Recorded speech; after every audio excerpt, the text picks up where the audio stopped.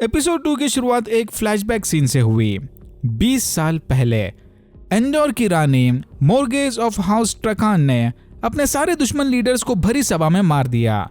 उस वक्त एंडोर में गद्दी को लेकर कॉन्फ्लिक्ट चले थे। मोर्गेज नहीं चाहती थी कि फ्यूचर में ये लीडर्स फिर से कोई प्रॉब्लम खड़ा कर दें, इसीलिए उनके हार मानने के बावजूद भी मोर्गेज ने सबको मरवा दिया। मोर्गेज ये सब इनडायरेक्टली इलीडा सेडाई के कहने पर कर रही थी, जो कि रेड आजा की मेंबर है। क्वीन मोर्गेज यानी इलेन की मम्मी। तो आगे चल के इलेन एंडोर की गद्दी संभालेगी। Now back to the present time. Elayne की किडनैपिंग की न्यूज सुनते ही क्वीन मोर्गेज फौरन अपने खानदान के साथ व्हाइट टावर चली आई। पिछले सीजन में इलेन जो अपने साइड एडवेंचर्स कर रही थी ना, उसके बाद मोर्गेज यहाँ पर अपने prince consort lord Gabriel, Elaida Sedai और 2 हैंडसम बेटों के साथ आई थी। मोर्गेज को शांत कराकर स्वान उसे अपने साथ प्राइवेटली बात करने ले गई। बाद में ऐसे इलेन से भी मिलवाएगी, बट मम्मी से मिलने से पहले इलेन अपने भाइयों और गैब्रियल से मिलने चली गई। सरप्राइजिंगली सारे ही गैब्रियल को पहले तो अजीब सी नजरों से देखते थे, बट बाद में अचानक उन्हें याद आ जाता कि अरे ये तो क्वीन मोर्गेज का बरसों पुराना आशिक है। इलेन के भाइयों ने उसे बताया कि मोर्गेज इलेन को अपने साथ वापस एंडोर ले जाने आई है। वो नहीं चाहती कि एंडोर की फ्यूचर महारानी किसी और खतरे में पड़े। मोर्गेज के बहुत प्रेशर करने के बावजूद भी इलेन ने उसे हाल ही में हुए ब्लैक आजा वाले हमले के बारे में नहीं बताया, क्योंकि वो टावर का सीक्रेट है। पर इसके बातों से यह साफ जाहिर हो रहा था कि यहाँ हुए कॉन्फ्लिक्ट में किसी तरह डार्क फ्रेंड का हाथ था। टावर के अंदर हाल ही में हुए मरम्मत को देखकर इलेना को भी डाउट होने लग गया कि यहाँ जरूर कोई घमासान लड़ाई हुई होगी। तो इलेना अब अपने अलग सीक्रेट प्लानिंग में लग गई। स्वान सांशे ने इलेन और नाइन्यू को सीक्रेटली ब्लैक आजा को ढूंढने का काम दिया था, पर तभी इलेन ने नाइन्यू को बताया कि मोर्गेज उसे अपने साथ वापस एंडोर लेकर जाने वाली है। बट अंदर ही अंदर इलेन को भी यहाँ रुककर व्हाइट टावर की मदद करनी थी। रात होते ही इलेन अपनी माँ के रूम में जाकर उसका ताज ट्राई करने लगी, इनडायरेक्टली अपने फ्यूचर पर्सोना को देखने। तभी वहां वाइन की बोतल लेकर गैब्रियल आ गया। बातों ही बातों में गैब्रियल ने इलेन को बताया कि एंडोर के किंगडम में थोड़े इंटरनल इश्यूज चले हैं, बट फिर भी इलेन को अपनी गट फीलिंग की सुननी चाहिए।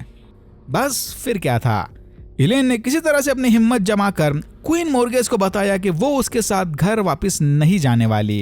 इलेन को यहीं रुककर अपनी आई सड़ाई ट्रेनिंग पूरी करनी थी। अपनी बेटी को इस तरह से स्टैंड लेता देख मोर्गेज उससे काफी इंप्रेस हुई। फिर क्वीन मोर्गेज ने डिसाइड किया कि वो इलेन के बिना ही एंडोर वापस चली जाएगी, बट उसके बेटी की रक्षा करने इलेन के 2 भाई और एलेडा व्हाइट टावर में उसके साथ रहेंगे। लगे हाथ इन दोनों की भी वार्डर वाली ट्रेनिंग पूरी हो जाएगी। दूसरी तरफ आइल वेस्टलैंड को जाने वाले सफर के दौरान रैंड लैन के साथ तलवारबाजी सीख रहा था।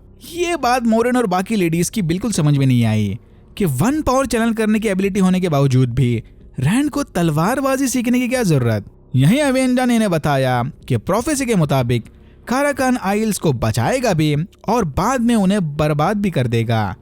मारेंगे भी हम और बचाएंगे भी हम। यानी शायद आइल पीपल के बचने के लिए काफी लोगों का मरना भी जरूरी है। बाय द वे, पिछले सीजन वाले जबरदस्त टॉर्चर के बाद इग्वेन को ऑलमोस्ट हर रात रेना के डरावने सपने आते थे। इसी रीजन की वजह से वो ढंग से रैंड के साथ रोमांस भी नहीं कर पा रही थी, क्योंकि रैंड के छूते ही उसे फिर से रेना के ट्रॉमेटिक मेमोरीज याद आ जाते। हर बार की तरह ही इस बार भी इग्वेन को रेना का डरावना सपना आया, पर फिर अचानक से वो अपने सपनों की दुनिया में ट्रैवल करके किसी आइल वेस्टलैंड में पहुंच गई। रैंड भी हर रात सीक्रेटली सपनों की दुनिया में लैनफेयर से मिला करता था, क्योंकि लैनफेयर के पास ये भी पावर्स थे। लैनफेयर ने रैंड को बताया कि वो 4 सेकंड को हल्के में ना ले, इसे जल्द से जल्द टियर जाकर कैलेंडोल हासिल कर लेनी चाहिए। यही बातों में लैनफेयर ने रैंड को बताया कि वो इग्वेन के साथ भी ज्यादा कनेक्शन ना बनाए, क्योंकि आज नहीं तो कल उसे रैंड के असली सच से प्रॉब्लम होगा। फिर हमने देखा कि ये लैनफेयर ही है जो इग्वेन के सपनों में रेना बनके उसे हर रात डराए जा रही थी। उधर इग्वेन के सपने में उसे एक आइल लेडी ने चेतावनी दी कि उसे यहाँ नहीं आना चाहिए था। तभी इग्वेन अचानक से डर के मारे उड़ गई। इग्वेन ने रैंड को अपने सपनों के बारे में सब कुछ बता दिया। सुबह होते रैंड और मोरेन मेल 1 पावर को चैनल करने के बारे में बात कर रहे थे। रैंड ने मोरेन को बताया कि वो जब भी चैनल करता है उसे और ज्यादा पावरफुल बनने की इच्छा होती है, बट बैकमाइंड में रैंड ये भी फील कर सकता है कि उसकी ये और ज्यादा 1 पावर चैनल करने की प्यास गलत है। मोरेन ने रैंड को फिर से याद दिलाया कि वो हमेशा इस बात को याद रखकर अपने आप पर कंट्रोल रखे। दूसरी तरफ पेरिन, बेन और चियाड लॉयल की मदद से वे गेट से होते हुए फाइनली टू रिवर्स पहुंच गए। बाहर निकलते ही पेरिन ने नोटिस किया कि हाल ही में इनसे पहले 2 और लोग यहाँ से गुजरे हैं, एक आदमी और एक औरत, जिसमें से किसी ने राख लगाई हुई है। एक ओगियर होने की वजह से लॉयल पर भी अब धीरे धीरे लॉन्गिंग के इफेक्ट्स दिखाई दे रहे थे। ओगियर्स अगर ज्यादा दिनों तक उनके हेवेंस या स्टेटिंग से दूर रहते हैं तो उनमें ये लॉन्गिंग बीमारी के आसार नजर आते हैं। इन शॉर्ट उनकी हेल्थ लगातार खराब होते जाती है। पर this is not a bug, it's a feature, क्योंकि लॉयल के हिसाब से ये लॉन्गिंग वाले इफेक्ट्स उन्हें अपने घर और पूर्वजों से जुड़े रहने का एहसास दिलाते हैं। टू रिवर्स पहुंचते ही पेरिन की मुलाकात इग्वेन की मम्मी मैरिन से हुई।